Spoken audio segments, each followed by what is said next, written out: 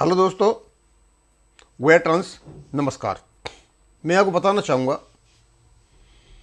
कि हमने इतने वीडियो बनाए और जो सही जानकारी वो आपके सामने रखी।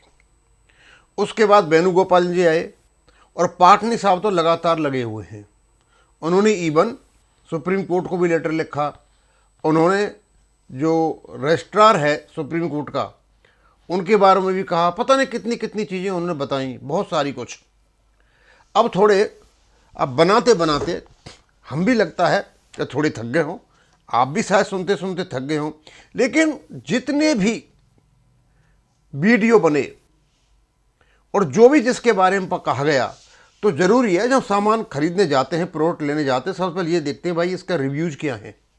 तो हम ये देखते हैं कि पाटनी साहब ने जितने वीडियो बनाए, हमने बनाए, तो उसके बारे में और जिसके बारे में उसके बारे में हमारे लोग क्या सोचते हैं, हमारे सुप्रीम कोर्ट के बारे में क्या सोचते हैं, रजिस्ट्री बार के बारे में क्या सोचते हैं, डीएफएस के बारे में क्या सोचते हैं, आईबीए के बारे में क्या सोचते हैं, आईबीए के जो एचआर सीनियर हैं ब्रिजेश शर्मा जी, उनके बारे में क्या सोचते हैं, वेंकटेश्वरम के बारे में क्या सोचते हैं। मतलब काफ़ी ऐसे रिव्यूज़ है जानकारी देने के बाद कि वो जानना आपस में बहुत ज़रूरी है। क्यों? बहुत बहुत अच्छे अच्छे सुंदर सुंदर इफेक्टिव कमेंट्स पड़े रह जाते हैं लोगों के, वो आप लोगों के पास नहीं पहुंच पाते। हमने सोचा कि क्यों नहीं हमारे लोगों के जो कमेंट यहाँ डालें और कम से कम सुप्रीम कोर्ट को, वहाँ की रजिस्ट्री को, वित्त मंत्रालय को, आईबीए को, यूएफबी को, रिटायर्ड पेंशनर्स को और इवन बैंक्स को ये पता चले कि जो रिटायर्ड पेंशनर हैं 8 लाख, वो आपके बारे में क्या सोचते हैं। और उनमें से कुछ कमेंट्स हमने यहाँ ले रखे हैं। एक है ये रामनार, कहते हैं बिल्कुल ठीक कहा गया है। इस पत्र में जनता भी अब महसूस करने लगी है कि सुप्रीम कोर्ट रजिस्ट्री विभाग में निश्चित रूप से धांधली है। अब सुप्रीम कोर्ट पर से ही विश्वास उठने लगा है। आम जनता का जब बैंक वाले जो प्रबुद्ध होते हैं उनके साथ ऐसा होता है, तब साधारण जनता सुप्रीम कोर्ट से क्या आशा कर सकती है। दुर्भाग्य है इस देश का सुप्रीम कोर्ट न्यायिक प्रणाली। यानी इन्होंने कहा कि he is very unhappy the supreme court, क्यों केस लग ही नहीं रहा है। बार बार 78, 79, 78, 79 यहां ही घूम रहा है और जो 2016 से पड़ा हुआ है, यानी इसको 9 साल हो गए पड़े हुए और केस, और वो सीनियर सिटीजन्स का केस है। दूसरों ने क्या, ये विजयन है उनाई, कहते हैं rightly said why the registry is posting the case at serial number 78 and 80 when maximum 15 cases are heard, super seniors get only injustice from the highest judiciary। मतलब सारा अटैक लोगों ने बिल्कुल पिन पॉइंट करके सुप्रीम कोर्ट और supreme court की registry पर मारा। पर बार बार तुम 78, 80, 70 जब तुमने केस ही 15 सुनने हैं, तो भैया तुम ज्यादा आगे करते किस लिए हो, किस लिए उनको करते हो। आगे Suresh थालू, for such negligence registrar is solely responsible, why should not be penalized when getting salary from the public fund। सीधा सीधा बोल दिया।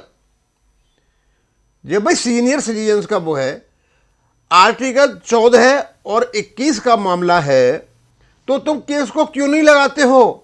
रजिस्ट्रार साहब केस लगाइए और आप ही रेस्पॉन्सिबल हो, और जब आप तनख्वाह ले रहे हो तो आपका काम है, आप इसको करें। अब अपनी ओर से मैं नहीं कह रहा, हमारे वीडियो चैनल पर जो भी यहाँ बातें आती है वो हम आपको बता रहे, रजिस्ट्रार साहब तक पहुँच जाए बहुत ही अच्छा है।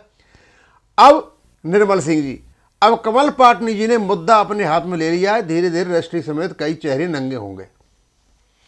सीधी सी बात है। अब कमल पाटनी जी का मतलब मेरे ख्याल में काफ़ी दिन हो गए उनका इतना मैटर आया है, उसको हम डालते रहे और उन्होंने सारा कुछ लिख मारा, किसी को बख्शा नहीं है। सक्सेस है करके कोई ऊपरी नेताओं का चुनाव नहीं, गुटबाजी काम करती है, केवल खाने पीने के लिए, न काम करने के लिए। वैसे इस सरकार में कम्युनिस्टों की फटी पड़ी है।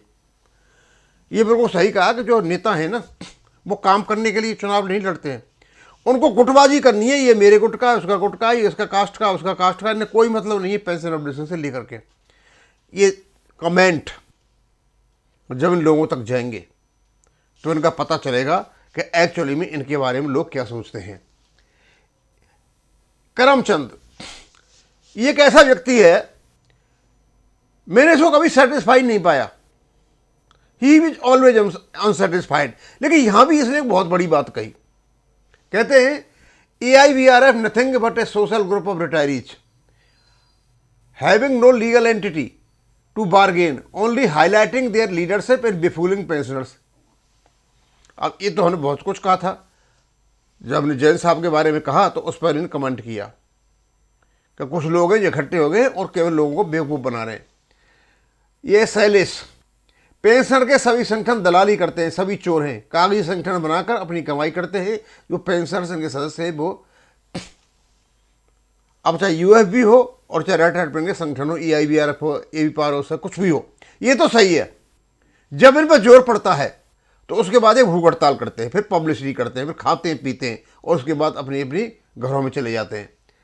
निर्मल सिंह, नेता लोग अब नंगे हो रहे हैं, सच की किलाई खुल रही है। सेवाराम भी इसी श्रेणी में आते हैं। मैं डालना नहीं चाहता था क्योंकि सेवाराम जी हमारे वकील हैं संगला साहब वाले केस को, लेकिन सेवाराम जी के बारे में कोई बढ़िया राय नहीं रखते हैं लोग बाग, क्योंकि केस नहीं लग रहा है इसलिए नाराज हैं।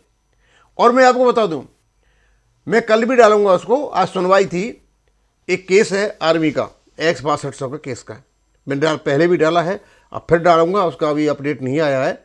और आज उसकी सुनवाई हुई और वहां भारत सरकार को कोर्ट ने केवल दिन दिया है 1 या 2 दिन में, भैया अपना आप एफिडेविट दीजिए, काउंटर एफिडेविट।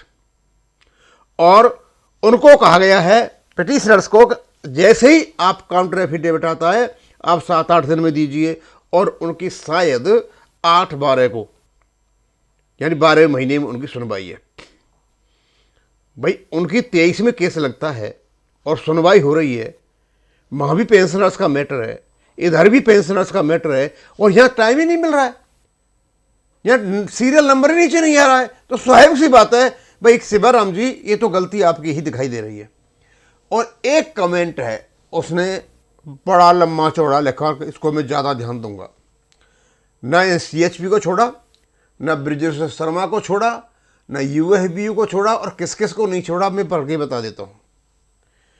ये है कोई शशि सर, ये कहते हैं sir CHP and Brijeshwar chief adviser HR IBA, these 2 persons are responsible for retirees. इन दोनों के कारण हम आपके रिटायरीज के इश्यू नहीं समझ रहे हैं, ये मैंने पहले भी डाला था। Nexus between both going on for the last so many years, CHP is UFBU and Brijeshwar is IBA। जरूरत नहीं है, पूरा का पूरा वेंकटाचलम ही UFBU है, और तो सब वैसे ही है कागजी सिर। और यहाँ पर जो IBA में है वो ब्रिजेश शर्मा है, क्योंकि HR का सीनियर है। इधर उधर बातें होती हैं तो दोनों ने ये ले रखा है, इधर बात बिगड़ती है IBA की तरफ बैंक तो मैं संभाल लूंगा, और यदि पेंशनर की साइड में बात बिगड़ती है तुम संभाल लेना। जैसा आपने देखा अभी जैन साहब को 13 तारीख का प्रेस रिलीज बना करके दे दिया वेंकटाचलम ने। In my opinion all issues of bipartite settlement and medical insurance for working retirees negotiation with insurance company, only these 2 persons। सारा का सारा, चाहे सेटलमेंट का मैटर हो, चाहे ये रिटायरीज का हेल्थ इंश्योरेंस वाला मैटर हो, सारा का सारा यही देखते रहते हैं। Why retirees are silent spectators, they should file contempt petition against Brijeshwar chief adviser HR IBA for filing false affidavit. और ये जो जितनी भी यूनियन है रिटायरीज की, भैया तुम बैठे क्यों, ये कह रहे हैं ये आप लोगों ने एक काउंटर एफिडेविट क्यों नहीं डाला, जब इन लोगों ने कंटेम्प्ट ऑफ कोर्ट, जब ब्रिजेश शर्मा जी ने एक फॉल्स एफिडेविट दिया सुप्रीम कोर्ट में कि there is no pension updation in regulation 1995 में, इस प्रकार का डाला तो तभी उस समय देना चाहिए। लेकिन वो दिलाया गया किसने, वो दिलाया CHP वेंकटाचलम ने।